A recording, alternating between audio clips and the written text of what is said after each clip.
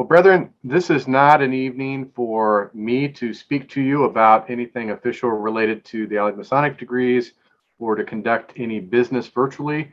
This is simply an educational presentation for your information and to bring some new concepts before you. So with that, it's my pleasure to introduce Right Venerable Brother John A. Bridegroom, who is currently the Grand Marshal of the Allied Masonic degrees of the United States of America. Most of you are very familiar with John, but if you are not, John is a past potentate, a past most illustrious Grand Master of the Grand Council of Indiana, a past Provincial Grand Secretary of the Masonic Order of Athelstan, past General Grand Sentinel of the General Grand Council of Cryptic Masons International. He's currently serving as the Assistant Grand Marshal of the Commemorative Order of St. Thomas of Acon, and currently the Senior Grand Deacon of the Grand Lodge of Indiana. In addition to that, he is a wonderful creator of Masonic paraphernalia, and he's well known around the globe. John, I turn this over to you, and I look forward to your presentation, brother. Thank you, Simon Grandmaster. I really appreciate that. I am going to, I have a PowerPoint presentation to go along with this, so you guys don't have to look at my face the whole time. So I'm going to go ahead and share my screen so that you guys can see that. I do appreciate the Sovereign Grand Master and the Grand Council of Allied Masonic degrees for giving me the opportunity to share this with you. Can you guys see the presentation? I hope that Aaron, can you see it? I can. It's coming through well. We see your entire PowerPoint screen, so I don't know if that's your intent or not, but we do see that. No, that is not my intent. So let's see if we can. Is that better? There we go. Much better. Okay, perfect. All right, so I will just dive in. The presentation is called Arts and Crafts, which is kind of a tongue-in-cheek reference to Freemasonry because it is a royal art, and we do call it the craft. So when I was privileged enough to be accepted into this great fraternity, I was really overwhelmed with what I had beheld. Here I was, now a member of this ancient institution, steeped in history and in mystery. And it was whispered words in darkened rooms, and even the language that was used called back to an age of inspiration and discovery. One of the things that stands out in my mind and that drew me to this intriguing society of men was the regalia and the artwork of their patents and certificates, and the various artwork both for instruction and for public display. As an aspiring artist, perhaps my perspective lent easily to the appreciation of these things. And yet, as an artist, I also understood some things that perhaps others did not. First, I understood what effort and dedication must have gone into producing these kinds of works. And I knew that someone doesn't just give that kind of effort unless the subject of the art moves him, or that he understands that what is being conveyed is essential and that it's his duty to present it to the world. Sure, there is the occasion for the artist who's motivated by financial gain, but most often you can tell by the quality of the art if that is the motivating factor. What I saw in the artistry of Freemasonry was something more than retail opportunity. What I saw was the adornment of a temple that was holding great truths. And in turn, I saw men who stood before that temple that needed adornment. I saw majesty and beauty, and I saw care and commitment. Something I also knew from my involvement in the arts was the effect it had on those who encountered it. There's an old quote from the late 1800s, I think, which goes, "I don't know much about art, but I know what I like." We spent an entire semester on that quote at the American Academy of Art in Chicago because its essence strikes at the heart of art's power. You see, art moves people, whether they know it or not. A true artist can change moods and guide opinions, teach those who didn't know that they wanted to learn, and inspire those around them. This meaning of that quote was called to my mind when I looked around the craft.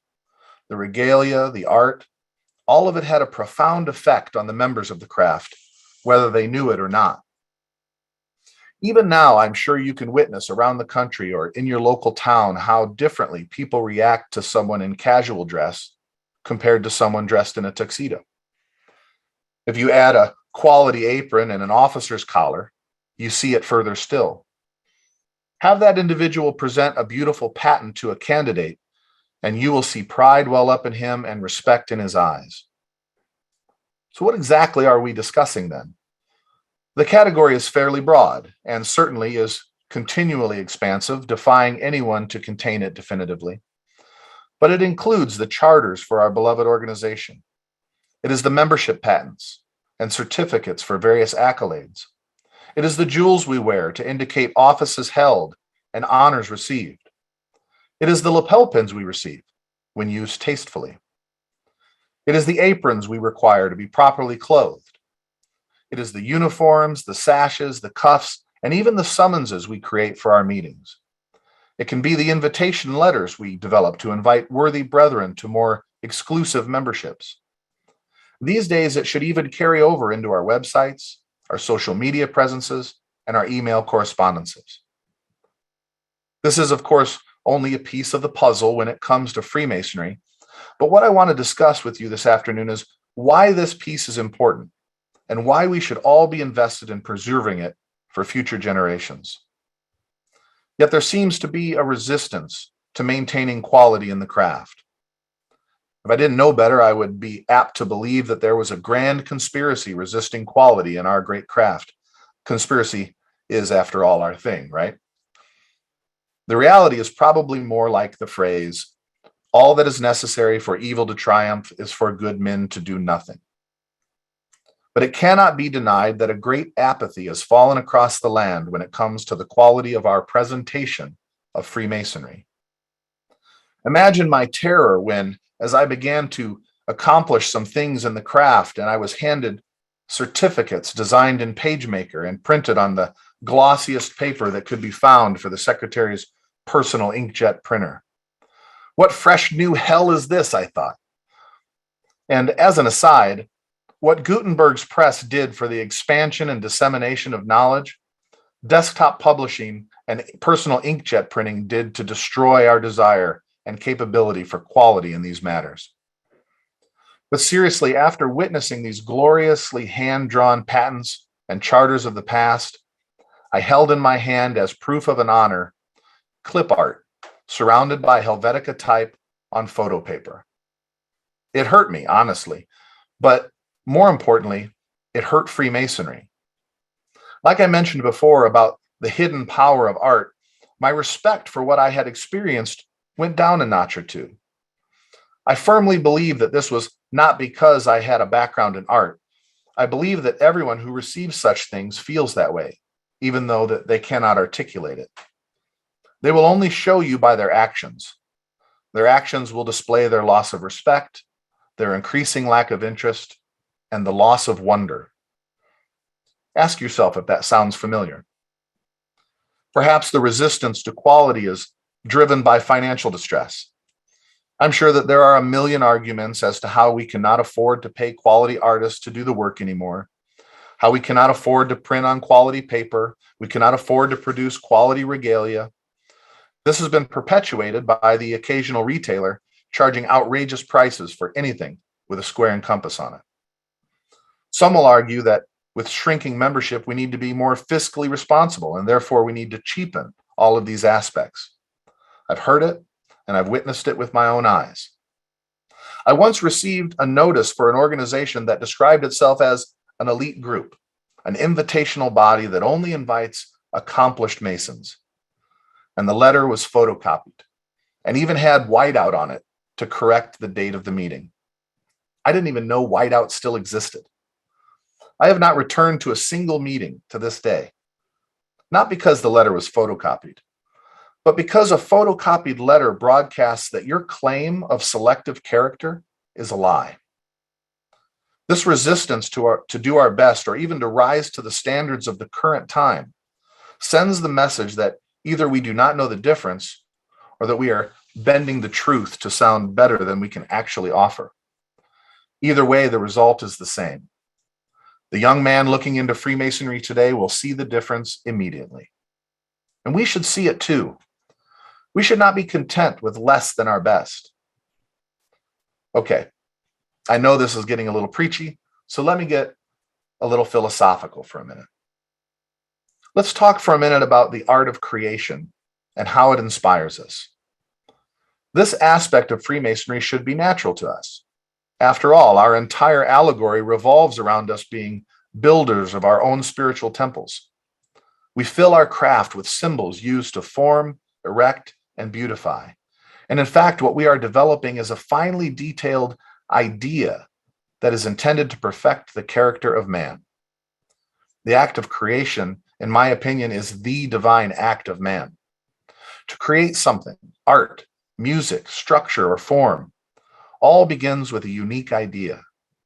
Where does that idea come from? When we engage in the practice of creative generation, we are utilizing that center of ourselves that is directly connected to the divine substance of the universe. We are all capable of it. We are all doing it every day. And when we are good at it, it is infectious. One good idea or one beautiful piece of art inspires countless more to be created within those around us. Like dominoes, the more we create, the more we inspire creation. I believe that the notion of man being created in the image of God speaks directly to our role in this capacity. As the grand architect of the universe created the heavens and the earth, so was man intended to, being endowed with his own creative powers, manifest the world which lies before his eyes. He was given an active will that continually creates the visible world around him. The universe itself is like a machine, and like any good machine, it functions in the capacity it was built for. The mechanism of the universe is replication. All around us, every moment, the universe is replicating itself. Flowers beget flowers, animals beget animals, humans create little humans, and time marches on. And once something is introduced into the mechanism of the universe takes over and replicates it, time and time again. It is seen in psychological cycles, physical objects, even in action, as the sun rises and falls every day, the moon always lurking behind it. And so it is that if we introduce hate into the world will replicate hate. If we introduce greed and jealousy into the world will replicate that. It is indiscriminate in performing its function. But if we become aware of our ability to introduce beauty into the world, then the world will replicate that. And thus, by being a builder, a beautifier of the temples of men, we wage a very real war to push back the darkness and spread light throughout the world, knowing that as we do so, it is replicated and propagated many times over. In this way, what we do can become so much bigger than ourselves. Knowing this, the stakes become so much higher. Knowing this, when we look at our great craft and ask ourselves, why should we focus on beauty and quality and whether it is worth the effort or not?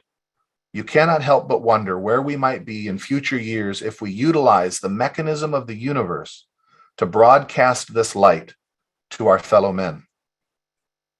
So, are we expecting to believe that something like art can change the world? Let me share with you a quote I love from long ago from the great William Blake. He says, and I quote, "Let us remind them that it is not arts that follow and attend upon empire, but empire that attends upon and follows wherever art leads." End quote. That, my brethren, is an enlightened perspective. It is also a truth.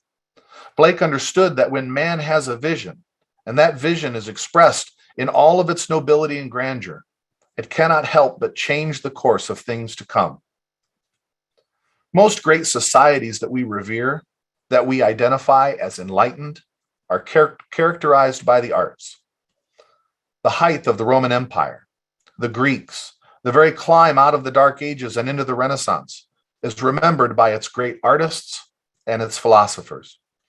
Even the most cursory look through the dusty pages of history will show that though man may have spread across the globe by conquest, it is in the arts that he is recognized as enlightened. Even today, we associate the arts with the finer points of life. Classical music and fine art set the stage for every upper class affair. I would even argue that a subject like the finer arts requires finer language to describe them. It nearly takes a poet to accurately describe Beethoven or Michelangelo. To do it justice, to accurately portray them, it has itself encouraged a developed dialogue. Like that biblical proverb, as iron sharpens iron, so one man sharpens another. So does the path of elevating this aspect of our society, in turn, elevate all of the other aspects of our society. Freemasonry is a society, after all. It is a society with enlightened aims. It is a philosophical society focused on elevating its members in its tiled recesses, and by them elevating the outside world. If we are to continue to claim that Freemasonry is a royal art, that our belonging to this fraternity is a high rank and title, then we need to begin to behave like those enlightened societies we stand on the shoulders of. Enlightened societies focus on the arts, period. And by doing so, vault themselves into noble and laudable heights. Our great craft has always tried to maintain a lofty stature, situated above the common struggle of the civil composition of its day. Each era has its own ugliness, its own unrest, and its own disorder and confusion.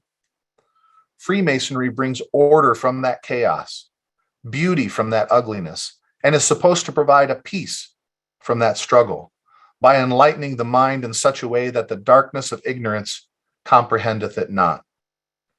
That is to say, through its teachings, a temple is erected where the harmony and intellect rise above ignorance and disorder and perpetuate themselves in a space that is protected by the craft and provides a guiding light to those who have finally discovered that they can no longer let the darkness abide. Those who now need to break free from those chains and begin anew. Today in our craft, we have seen the darkness creep in, rise to the surface. We see men who occupy our hallowed halls of enlightenment propagate bigotry, hatred, fanaticism, and persecute the things that they do not understand. These are not the characteristics of an enlightened society. These are not the high water marks. They are, in fact, the low water marks. It is the expression of a society that has sunk into the ugliness of the common. It should be for us a roaring trumpet, a call to arms. It is the crowing cock at the dawn of the day, waking us to what we are in danger of losing. These burdens of social unrest are not the garments of the philosopher, but instead the chains of the slave. We can and must rise above them. We must behave like the enlightened masters that we dreamed we were. At the very least, we must begin to dream that we are. You see, this is the beginning. The beginning is in the dreaming. We cannot be afraid, for the path less traveled has few guides. But in the art of creation, there is beauty to be revealed. Perhaps it is as simple as dress for the job you want, not the job you have. We have many ills that plague our fraternity, I suppose. Membership, that dirty little word. To me, membership is like snipe hunting. Programs upon programs, surveys and rush parties, gimmick after gimmick, and still we fail. And yet the equation is simple. People will come if they see value. People will stay if they see value. What we fail to understand is what is valuable. What is valuable in bigotry? What is valuable in fanaticism? These are common. They're on every street corner in America. What is magical about discrimination of any type? It is as mundane as any of the faults of man. They are not the features of enlightened men, and they have no place in a landscape as austere as Freemasonry. Enlightened societies focus on the arts, and in the arts there is no room for such derogation unless it is to expose it and revile it. The arts are often a celebration and often a liberation of the finer spirit of man. What man wants to join the common crowd? Who would pay for that privilege? Men do not find themselves at our doorstep because they seek mediocrity. They come to us because of our reputation of exceptional character. Why then would we not care to show him exceptional things? Is not our regalia a reflection of our opinions of ourselves? Those who labor hard and serve are decorated for that effort. Should it be cheapened or downplayed? We should stop mistaking self-deprecation for humility. Are not the certificates we use to recognize honors our only expression of the honors themselves? Should they not be the manifestation of the pride and love we have for our brothers' accomplishments? We have forgotten what these things are at their core and sacrificed them on the altar of pseudo-humility and apathy. Now is the time, and here begins the revolution. It is time that we stop searching for change and start to inspire change. In the creative process, we have the power to drive that change. We must no longer make apologies for the finer things we have the ability to exhibit. Let us not settle for the drapings that suit us, but instead strive to live up to the finest decorations that our temple can receive. It's about taking pride in ourselves. It's about standing tall and saying, these decorations, these adornments are like blossoms on the cherry tree. They are the fruits of labors and as such should be displayed unapologetically. It is part of what sets us apart from the mundane world. I prefer a world where Freemasonry commands respect, a world where the spiritual truths and philosophical depths of Freemasonry are sought after, not the world where we are the punchline of jokes full of tinfoil hats, or worse, fried chicken and green beans. After all, Freemasons do rule the world. We rule our own worlds individually. We are masters of our own respective worlds, masters of our own fates, masters of our own lives, and only we, as the initiated, know the difference. Look, I'm not delusional, nor am I being self-indulgent. I'm not suggesting that Masonic jewels and certificates can change the world. At least I don't think I am, not yet. What I'm trying to do in this moment of thoughtful reflection is get us to see. We haven't been seeing for quite some time now, I believe. One of the funny things about artistic expression is that it is often a reflection of the artist himself. There's this thing that happens subconsciously when an artist paints people. They will always resemble the artist in some way. In fact, if you overlay a self-portrait of Da Vinci on top of the Mona Lisa, you'll see that even the master himself was not exempt from this phenomenon. So perhaps how we've treated our regalia and patents and all of our outward expressions are just a manifestation of how we see ourselves. If we begin to see ourselves differently, perhaps that vision will blossom into being. Thankfully, I believe change is emerging recently, and I see the beginnings of this revolution.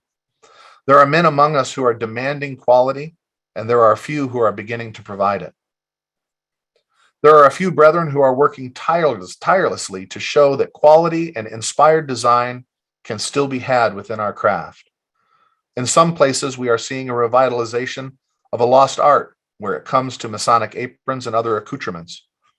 Perhaps those that wear these creations feel just a little bit more refined. And when they do, they carry themselves in a different way. Perhaps they are more confident, bolder, prouder. Men who feel that way begin to affect change. I'm seeing some artists and brethren whose art are being widely received to much accolades within the craft. They are creating wonderful works of art, including member portraits, illuminated certificates, and membership patents. They are breathing life back into a lost art and providing something to Freemasonry that has been missing for some time. Perhaps the member who is presented with a work of art for his accomplishments will value it more. Perhaps he will continue to work harder. Perhaps he will display it and his pride will spill over into those who know him, causing them to wonder what this Freemasonry might hold if this is a reflection of their character. I've even found several brethren who are creating incredible works of art, fine art, that are of a distinctly Masonic nature. Brother Jens Rush is a German artist, and his teacher was Professor Eberhard Schlatter, who was close friends with Ernst Fuchs and Salvador Dali. And he was also tutored directly by Norman Rockwell. He brings all of these incredible influences to his Masonic art, and the result is breathtaking. Ivan Ivanov from Bulgaria and Brother Constantine from Ukraine are likewise creating stunning Masonic art. There are more to be certain, but these are just a few brethren leading the way, treading the path of creation and inspiration. They are striving for a better experience in Freemasonry, and it is that vision that will save us from ourselves. Freemasonry is not meant to be pulled down to meet us in our everyday lives. It is a society of high ideals. It is to be striven for. We must rise to it, not drag it down to us. The Allied Masonic degrees are a unique experience in Freemasonry, and that is by design. We are told that our limited membership is in part to ensure a congenial group of men of like mind and temperament. The councils are like small think tanks who can best work or best agree, and in doing so can take their developments back to our lodges and improve them, thus improving all of Freemasonry. We have these degrees that were once prominent in the craft but have since fallen out of favor, and so we preserve them here. This teaches us stewardship for our history and our heritage. If we learn our lessons well, we gather in our AMD councils and we foster relationships in these close-knit circles of friends, and we sharpen one another. And we embed in our hearts a fervent desire to protect our craft and to preserve this great temple. We should also come to understand the importance of beautifying it. Indeed, Solomon represented the wisdom of Freemasonry.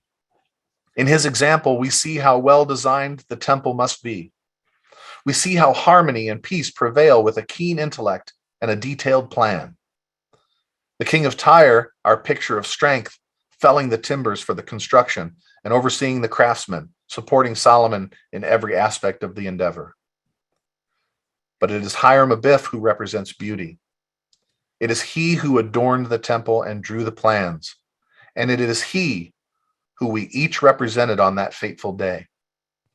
It is he who we are charged to emulate, for it is he who had the vision to create a thing fit for a God to dwell within. Take this back to your councils, to your lodges, to your grand lodges. Make this a crusade within our ranks. Find the few men in our midst that are best suited for this task and set them to work. Form committees to reform and refine these expressions of our inner sanctum. Make it an important topic to be discussed and addressed and maintained with fervor. If we don't have men with the skill set, let us find them and draw them to our ranks. I ask you to change the course of Freemasonry by carving it into a more beautiful and fascinating and entrancing edifice. If we do not, we risk cementing ourselves into something worse than a joke, something worse than an idle conspiracy. We risk becoming dull, boring, and mundane. We risk becoming commonplace, and to become that is the death rattle of Freemasonry. Thank you.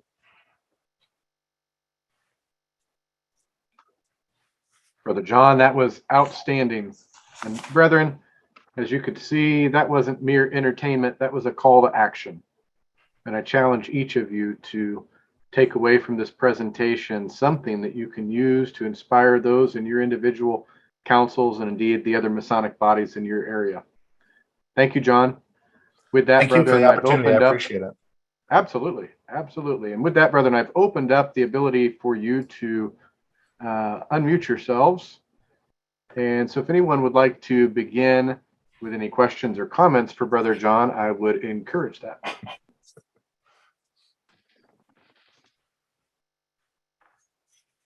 Brother John, I applaud you.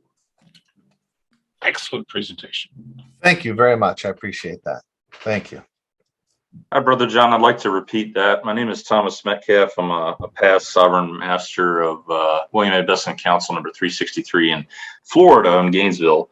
But I also happen to be a millennial. In fact, we just had a Southeast York Rec conference, and I just gave a talk from our perspective, because I've heard so many people, with all due respect, say, okay, we need to get the younger generation in, and then so rarely is the guest speaker someone of the youngest generation.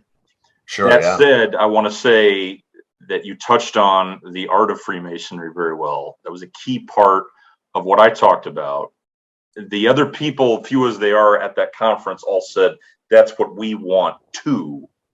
Yeah. And when they mention that, you're right when they say there's so many small or different things that need to be done or that we don't think about sometimes. And when you say that, turn them off because they're not quite highly produced or whatnot, it's not because we're holding everybody to a high standard. It's because it's easily done out there. My generation can look and say, there's everything that's done out there, even on, the way it's done here on Zoom. It's pretty slick. Your PowerPoint's pretty slick. So if we see something that looks like something right out of the 1970s, and it's got, like you said, whiteout crusted on it and all these other things, it makes us go, what are you guys doing? There's no place for email address on some of these application forms. There's no place for, you're still asking for things like profession and things like that. It makes us go, why do we need, to give up all of those information? Who's collecting it? Who's taking it? Are you guys selling it to somebody? Those production values, or as I like to call them, they're not something that I would say it's extravagant. It's just sort of the baseline, and it's just that's the expected part that they would come in to see. The unexpected part, when you talk about decorum and language and the way people act, sometimes the guys with the fuzzes go a little crazy, and you think to yourself, well, I'm not being a prude about it, but that's common. I can find that on Netflix. I can see countless examples of older men, or specifically those who are supposed to be in a mentoring capacity, behaving boorishly or foolishly. I grew up with that. I grew up with Homer Simpson. He was on the air when I was 6. And at the time, that was a remarkable, earth-shattering change in modern culture. Now it's so common as to be almost dull. So that's the uncommon part that they're looking for, that they're going, well, if this is all just something where the rules are for me, but not for thee, then I might be out. Yeah. Thank you. Yeah. Thank you, Brother Thomas. RJ, I saw your hand go up first. Yeah. So, John, I really liked the presentation. I wonder how you feel about certain elements within the Masonic fraternity as kind of standard regalia that has seen some revisions as of late to be a little bit more contemporary, but more especially things like these, all the silly hats and all these kinds of things. I'm curious just on your opinion of some of those things, and of course I'll preface this by saying I know nothing you're going to say. You're not speaking for any grand body and whatever, but I'm just curious on your opinion of things of that nature, right? Like from graphic designer to graphic designer, I'm just curious on your thoughts. It's an interesting thing because there is a divide that happens somewhere around the fun degree arena, right? We can. I think it's okay to talk about the silly hat syndrome because I belong to all of them. I have all of the silly hats, and I enjoy wearing them in the context of those meetings. But I do recognize that there is a line somewhere. If it's a fun, silly organization and their hat is kind of fun and silly, then it's a little more acceptable, right? Like, or even and the regalia as well, not just dwelling on the hats, but but we need to be cognizant, I think, of how we presented it, I guess, is all. I hear a lot of people complain. I think the Grand Master Grand Encampment is still on the call. I hear a lot of people complain about the chapeau. I don't mind a chapeau because I see it as an icon of the order. A lot of guys say, well, it's not traditionally, Templar or whatever, but I like the chapeau because it sets Templars apart. And I think that it's fitting for the organization to some degree.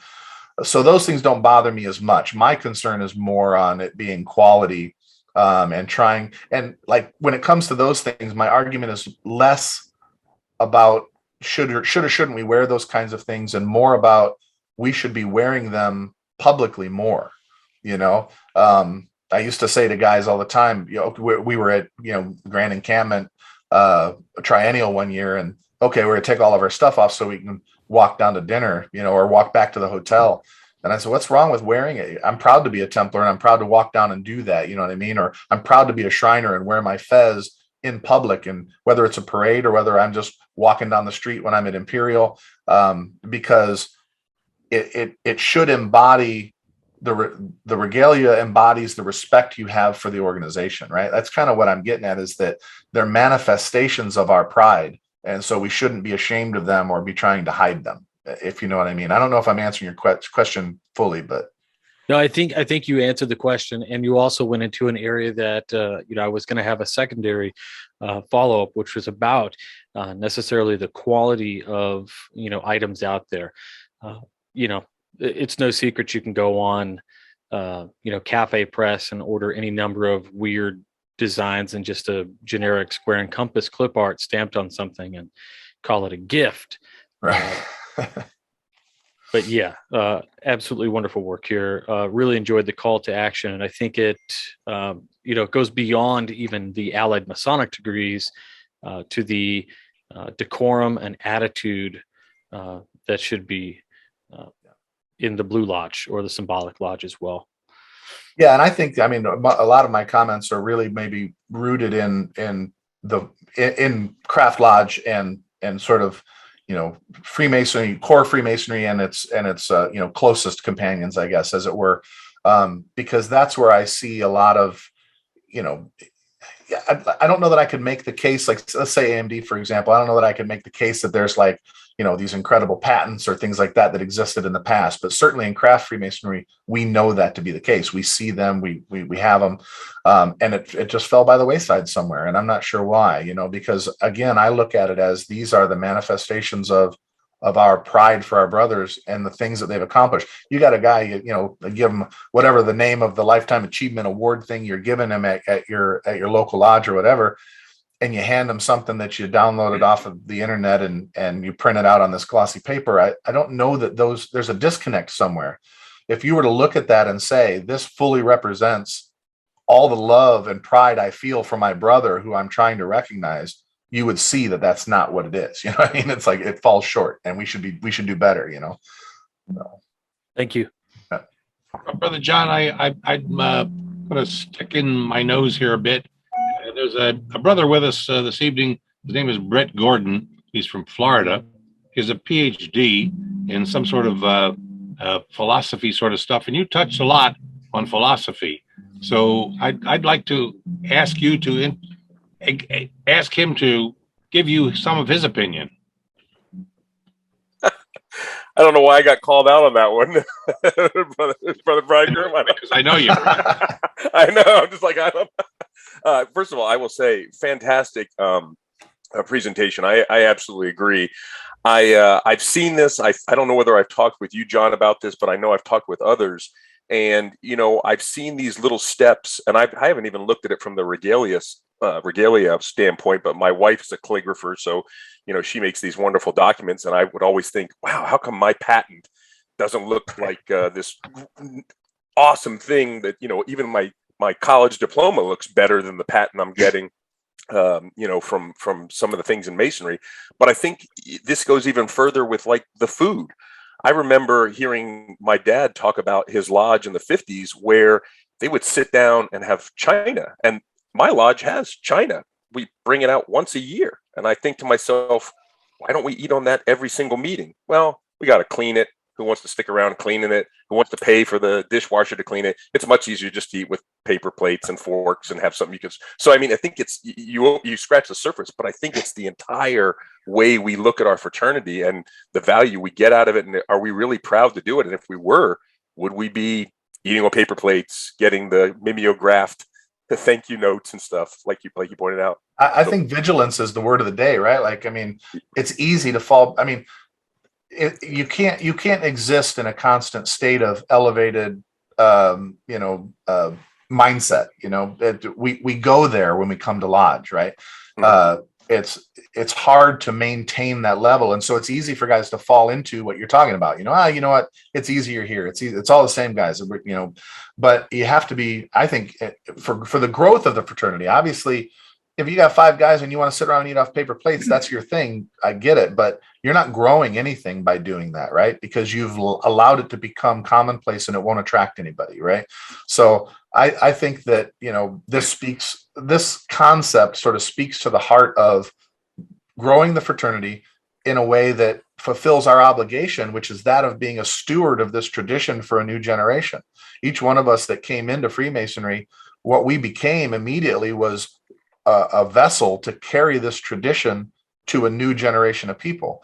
And so to sit around and become sort of complacent, I think is a failure on our part. And all of these things help us do that, right? It helps, when you put on a tuxedo, you act different than when you show up in shorts and a t-shirt, right? What is that? What is that thing that's happening? And that's Joe talked about philosophical. That's a philosophical question.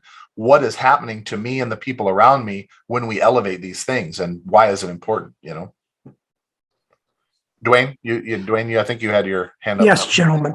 I'm not sure I totally agree on one point. I think I heard the material culture in the fraternity, the arts and crafts, as you describe it, is one aspect. There's many other aspects.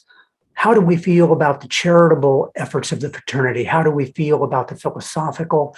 How do we feel about the social and the brotherhood? How do we feel about the ritual?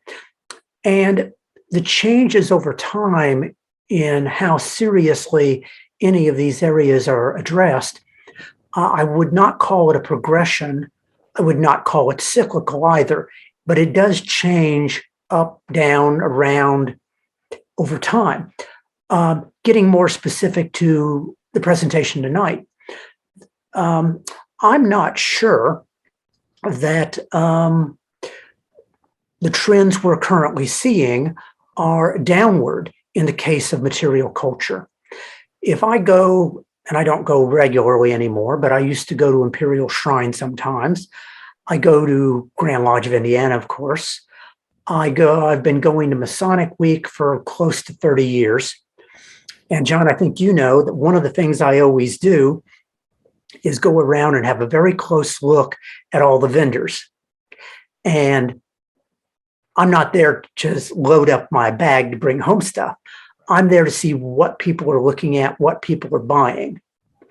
And my sense of the thing is that currently we're in a phase of people being more interested in higher quality physical material like regalia, including the type of thing you sell and is keeping you in business. And yes, the vendors with plastic square and compasses to stick on the back of your car, yes, they're still there, but that's not a dominant type of vendor. What are your thoughts?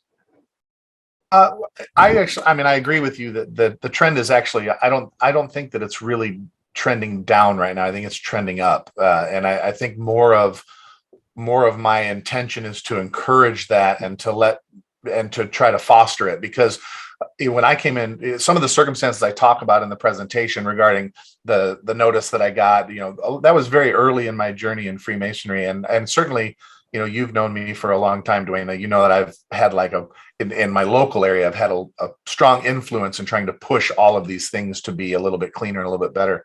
But I do think that it's taking off and starting to get better. And, you think about the quality, not just say regalia present and certificates and stuff, but just our general presentation to the world, how much it's changed from Shriners International. The programs that Supreme Council has put together and assisted Grand Lodges with, all of this is a pretty positive direction and a huge improvement over 15 years ago of what Freemasonry looked like to the outside world. And so I do think there's a wonderful trend happening of people starting to care about how all of this stuff looks and feels. But on an institutional level, we're seeing it.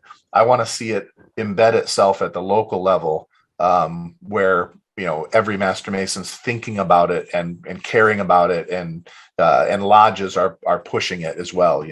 So Michael. All right, Brother Harper. Right. All right. Well, first of all, let me say, Solid Grand Master and other brothers that are here on this presentation, I want to just quickly say to our brother Bridegroom, I was really drawn into your presentation because as you spoke about.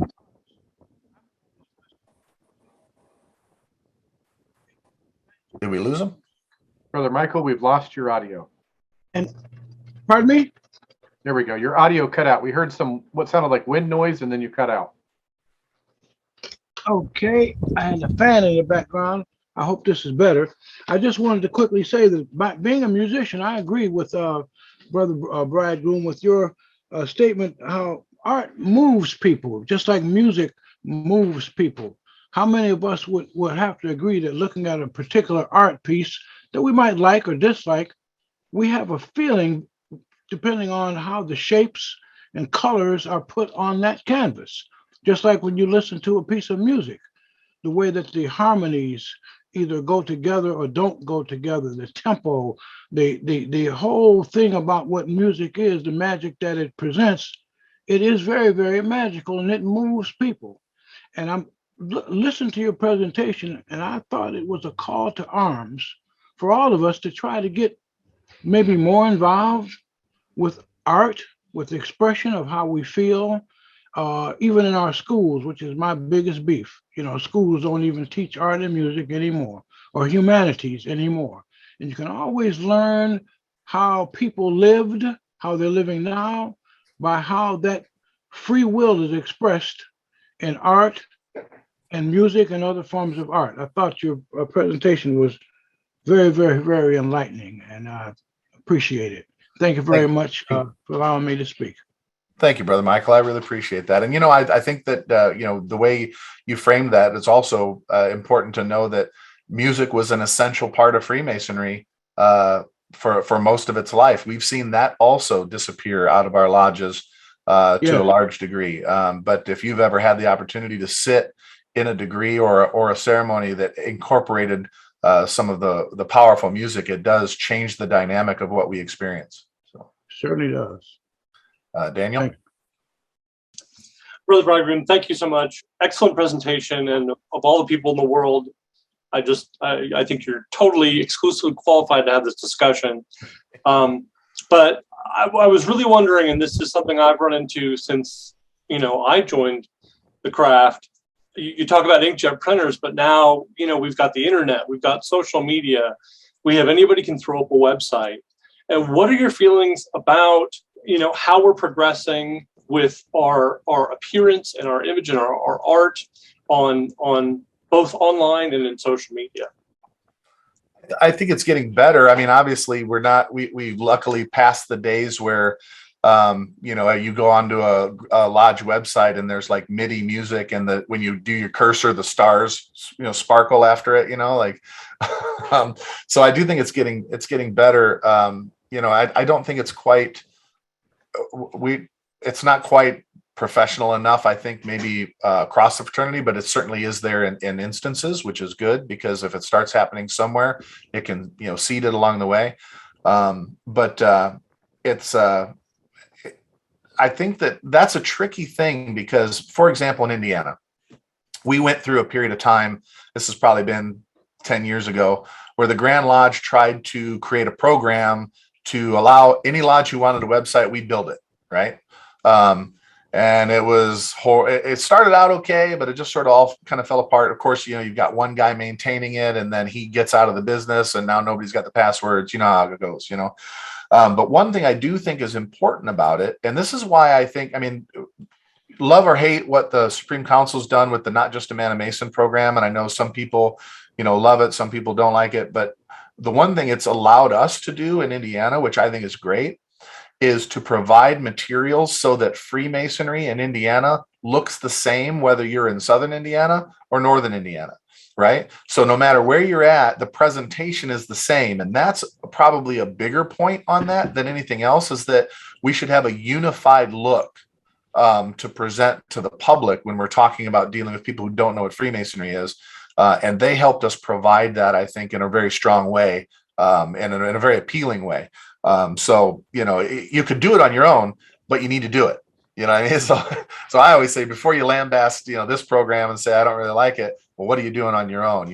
And Ohio did a great job of taking that program and making it their own. They followed the lead, much like what I was talking about in the presentation about how one good idea inspires somebody to have another good idea. And Ohio basically took that and did it their own way, but they used it as a model. So they took their own photos of their own people, and they built a program that was very similar. So I really thought they did a nice job on that, but.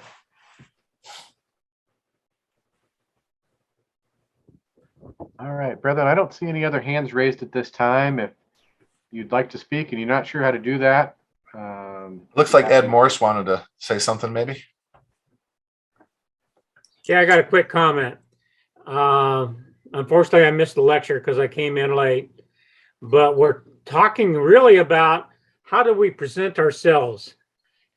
My go-to is always do quality, always be class. Nobody's ever embarrassed because they were classy. And what we need to do as our group, one way to separate us is being quality, being that classy group. To ask questions and be able to get answers that maybe they can't get anywhere else. We have to separate ourselves. And if we don't, be another Me Too. We can be a plastic fork, paper plate group, or we can be a China group. It doesn't cost that much extra time and effort to be classy. It really doesn't. To know our lectures, to be able to explain them to the new members and be able to talk about the historical aspects. It's not really hard to go that extra step to be top notch compared to be an average so-so group. Sorry. No, I agree. Yep.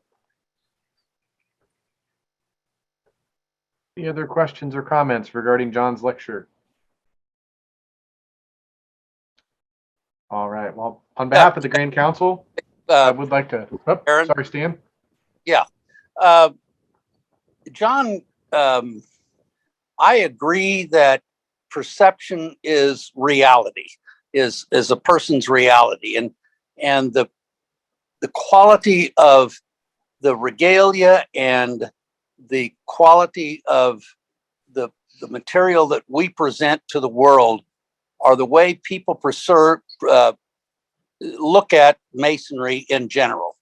But it seems like to me that there has been a pushback, or maybe it's my own sensitivity, but some people would view that as an elitist type of position where somehow we're holding ourselves above other people. Now, I don't necessarily disagree with that. I mean, we should hold ourselves to a higher standard because of who we are and what our belief system is. But do you get much pushback as far as people saying that, well, you're just holding yourself out to be holier than thou kind of a thing? Yeah, so I actually, and there's some parts in the presentation that kind of were sort of directly aimed at that approach. Yeah. And the way I have always felt about it, because for example, when I was going through the shrine line, had the guys that had offices, and I said, okay, we need to get your fez lettered to say your office. Oh, no, I don't need my fez lettered. I'll just use my motor patrol fez. It's fine, And I had to explain to him, I said, listen, you took a role and people expect you to fulfill that role. It's not humble. You're basically sacrificing the leadership aspect of it for a false humility. I said, fulfill the role that you're there to fulfill, but be humble in approach. Humility is all about how you interact with people, right?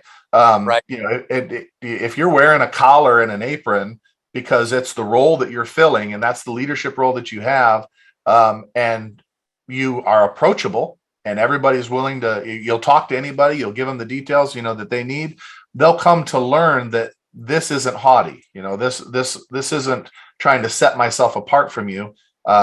Just come talk to me. I'm approachable, So I always say, fulfill the role you're meant to fulfill, but be humble in approach. And then I think that will curb that, but it is hard to get people because they think that, well, and I joke about it all the time. Those of us who have moved in some of the circles and been in lines, okay, you were a young Mason once and you had big starry eyes looking at the grand line and you're like, oh, I just want to do that. And then you finally get there and you get a collar. And then every event you go to, they say, yeah, we're not wearing the collars. Yeah, we're not wearing the aprons. They're like, well, I even got it for. But, it's because everybody thinks that to be humble, they need to lower the standards to seem more approachable. And I think that it's the opposite. I think that humility is in how you deal with people. So, Yep. Okay. Thank you. Yeah. I think a lot of these Masons are looking for something special and they're looking for something different. And we need to set ourselves apart.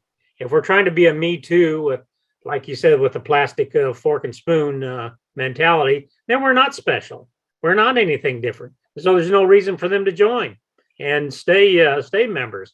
We need to separate ourselves. So using the regalia, be able, open and honest, and be able to talk with them. I guess the group being from Minnesota, we're into education, knowledge. We're seeking, we're thirsty for that. And if you can't provide it, then you kind of go by the wayside, like, those thousands of other, organizations out there that they have an opportunity to join. Yeah. They stay with us. It's because we're going to offer them something, and we need to offer them something. If we're not, out of sight, out of mind.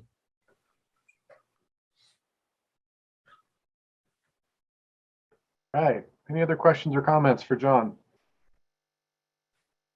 Last call. All right. Well, on behalf of the Green Council, I thank you for being here this evening. If each of you would kindly leave the meeting, with the exception of those who have a number preceding your name, if those individuals would please remain. I do want to say real quick, thank everybody for coming. I really appreciate it. I think we had like 53 on the call. It was a real pleasure, and I appreciate you guys all being here. So.